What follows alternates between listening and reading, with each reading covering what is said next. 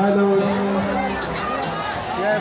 পরের মধ্যেই শুরু হতে যাচ্ছে মুরাদনগর মাদক বিরোধী ফুটবল টুর্নামেন্টের মেগা গ্র্যান্ড ফাইনাল খেলায় অল্প 7-2 এই ফাইনাল খেলায় যে দুটি দল অংশগ্রহণ করবে ধুলারামপুর ফুটবল একাডেমি বনাম ধনিরামপুর ফুটবল একাডেমি।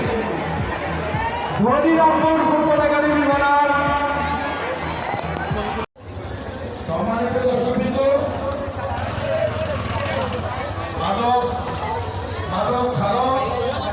দেশ গড়ো, মাদক ছাড়ো দেশ গড়ো।